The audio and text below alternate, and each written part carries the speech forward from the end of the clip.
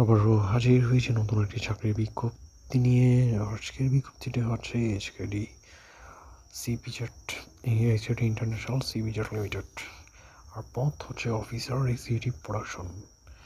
তো যারা এখনও চ্যানেল সাবস্ক্রাইব করেন নাই, সাবস্ক্রাইব করে ফেলুন এবং কমেন্ট করে চ্যানেল আপনার কোনো কিছু জানার থাকলে সাবস্ক্রাইব করলে আপনারা যে সুবিধাটা পেয়ে যাবেন, বিজ্ঞপ্তিগুলো আপনারা নিয়মিত পেয়ে যাবেন সবার আগে, এবং বিস্তারিত কীভাবে আবেদন করতে হবে, বিস্তারিত চাকরি নিয়োগ সম্পর্কে বিস্তারিত সব কিছু জেনে যাবেন। তো চলুন বিস্তারিত কথাই। এশিয়াড ইন্টারন্যাশনাল সিপিজেড লিমিটেডটা হচ্ছে একটা সিপিজেডের গার্মেন্টস ফ্যাক্টরি।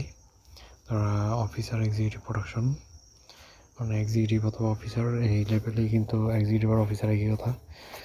তো এখানে অফিসিয়াল লিস্টে যেগুলো আছে ওগুলো এক্সিকিউটিভ নয়, অফিসার একটা পোস্ট দিয়ে রাখে আর কি। তো চাকরিটা হবে মূলত প্রোডাকশন বেসে। এখানে মূলত 3 জন নিয়োগ দিবে। আর জব লোকেশন হচ্ছে সেটাও সিপিজেড, মানে ইপিজেড, চট্টগ্রাম ইপিজেড, কোনো পতঙ্গ ইপিজেড। আর এখানে যদি আপনি আবেদন করতে চান তাহলে আপনাকে ব্যাচেলর অফ আর্টস অথবা ব্যাচেলর অফ কমার্স অথবা ডিপ্লোমা ইন টেক্সটাইল ইঞ্জিনিয়ার, এখানে যে আপনি অনার্স মাস্টার্স ডিগ্রি যে কোনো একটা করলেই কিন্তু আপনি আবেদন করতে পারবেন। এটা কোনো বিষয় না। গার্মেন্টস সেক্টরে আপনি কাজ কোনোভাবে ঢুকতে পারলেই কিন্তু আপনি কাজগুলো শিখে যাবেন। কারণ গার্মেন্টস লেভেল যখন ঢুকবেন তখন বুঝতে পারবেন আসলে গার্মেন্টস লেভেল মানে কী। বাস্তবিক স্টাডির সাথে গার্মেন্টস লেভেলের কোনো মিল নেই। আপনি যখন ওখানে ভিতরে ঢুকবেন তখনই আপনি বুঝতে পারবেন এবং আলাদাভাবে নতুন করে শিখবেন। জাস্ট আপনার গ্র্যাজুয়েশন হিসেবে অনার্স মাস্টার্স ডিগ্রি থাকলে আপনি এক্সিকিউটিভ লেভেলে আপনি আবেদন করতে পারবেন। এটাই মনে রেখে আপনি আবেদন করে ফেলুন। আর এখানে একটা বিষয় হচ্ছে, এখানে ওরা নির্দিষ্ট করে কোনো এক্সপিরিয়েন্সের কথা ওরা বলে নাই। যেহেতু বলে নাই তাহলে এটা ফ্রেশ হিসেবে আপনি আবেদন করতে পারবেন। আর আবেদনের সময় দেওয়া হয়েছে 24 থেকে 40 বছর, মানে আপনি ফ্রেশ হলে আবেদন করতে পারবেন, অভিজ্ঞতা থাকলেও আপনি আবেদন করতে পারবেন। আবার এখানে ক্লিয়ারলি বলে দেওয়া হয়েছে education not qualification is relax for suitable candidate. যদি আপনার অভিজ্ঞতা থাকে তাহলে ওদের পছন্দনীয় হলে কিন্তু আপনার বয়স বেশি হোক কিংবা কম হোক এটা কোনো ম্যাটার না, ওরা আপনাদের নিয়ে ফেলবে। তো রেসপন্সিবিলিটি এখানে অনেকগুলো লিখে দিয়েছে। আমি শর্টকাটে যদি বলে দিই, এক্সিকিউটিভ প্রোডাকশনে যে কাজটা রয়েছে, আপনাকে একটা ফ্লোরের মধ্যে একটা বা দুইটা সুইং লাইন দিয়ে দিবে। লাইনগুলোর মধ্যে যখন মতো একটা স্টাইলের লেআউট হবে, লেআউটের মধ্যে মেশিনগুলো সবগুলো স্ট্যান্ডার্ড বেস আপনার আইদের ক্রাইটেরিয়া অনুযায়ী করে ফিল আপ হচ্ছে কি না, এবং হওয়ার পর যখন একটা ক্যাপাসিটি করে দিবে কিংবা লাইন অ্যানালাইজ করে দিবে, অ্যানালাইজ করে দেওয়ার নির্দিষ্ট টার্গেট দিবে, টার্গেটটা মিট হচ্ছে কি না, এবং ফ্লোরের লাইনের মধ্যে কোনো কারণে যে প্রোডাকশন না উঠে, কেন প্রোডাকশন উঠছে না, এই বিষয়গুলো আপনার সলভ করতে হবে। এবং ডেলি এবং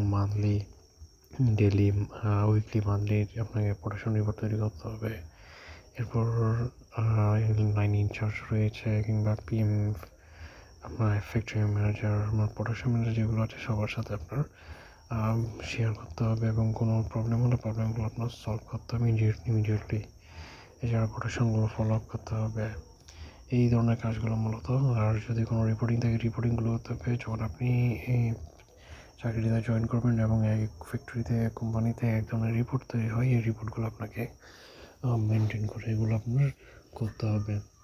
আর সবসময় আপনার কাজের প্রতি অনেক স্ট্রং থাকতে হবে। কোনো কারণে আপনি যদি কোনো গ্যাপ দেন তাহলে যে কোনো প্রবলেম যদি হয়ে থাকে, প্রবলেমগুলো আপনাকে দিতে হবে। এবং কোনো মেশিন যদি আপনি আপনার লাইনে যে আপনাকে যে নির্দিষ্ট লাইন দেবে, ওই লাইনের মধ্যে যদি কোনো মেশিন বেশি হয়, কেন মেশিন বেশি হয়েছে, কেন কম হয়েছে, বিষয়গুলো আপনার দিতে হবে। তারপর রয়েছে কোয়ালিটির সমস্যা। কোয়ালিটি যদি কোনো প্রবলেম হয়ে থাকে, কোয়ালিটি প্রবলেমগুলো আপনাকে সলভ করতে হবে। এবং কোয়ালিটি ছাড়া যদি কোনো স্টাইল যদি আউটপুট হয়ে যায়, আউটপুটগুলোর কেন হচ্ছে এবং এগুলো কেন সলভ হয়নি, এগুলো নিয়ে যদি কোনো প্রবলেম হয়, আপনি যদি এই লাইনের দায়িত্ব থাকেন, আপনাকে এগুলো সব দিতে হবে। এই হচ্ছে মূলত ঘটনা। এগুলো আপনি যদি জয়েন করেন তখন আপনি এগুলো বুঝে যাবেন, সবগুলো আস্তে আস্তে অভ্যস্ত হয়ে যাবেন যখন আপনি এই চাকরিতে নিয়োগপ্রাপ্ত হবেন। প্রথম হয়তো এটা অনেক কঠিন মনে হতে পারে, কিন্তু দায়িত্ব কিন্তু অনেকগুলো দায়িত্ব থাকে। দায়িত্বগুলো মূলত নিজের মতো করে আপনার সেট আপ করে নিতে হবে, এবং যখন আপনি জয়েন করবেন তখন অটোমেটিকলি আপনি এগুলো সেট আপ হয়ে যাবেন। আর এখানে স্যালারি রেঞ্জটা বলা হয়েছে যে নেগোশিয়েবল, কোনো নির্দিষ্ট করে বলা নাই, এটা আলোচনা সাপেক্ষে রাখবে আপনার সাথে ইন্টারভিউর পর। আর চাকরিটা হবে ওয়ার্ক অ্যাট অফিস, মানে হচ্ছে ফ্যাক্টরি বেস, যেহেতু এটা ফ্যাক্টরির মধ্যে হবে, আপনার ফ্যাক্টরির বাইরে কোনো হবে না আপনার। এবং চাকরির স্ট্যাটাস হচ্ছে ফুল টাইম। এটা প্রকাশ করেছে 9 এপ্রিল 2026, আর আবেদনের শেষ তারিখ হচ্ছে 9 মে 2026। আর এখানে আবেদন করার জন্য যে অপশনটা রাখা হয়েছে এটা হচ্ছে বিডি জবসের মাধ্যমে অ্যাপ্লাই না বাটনের মাধ্যমে অ্যাপ্লাই করতে হবে। আর এটার কোম্পানি ইনফরমেশন হচ্ছে এইচকেটি ইন্টারন্যাশনাল সিবিজেড লিমিটেড।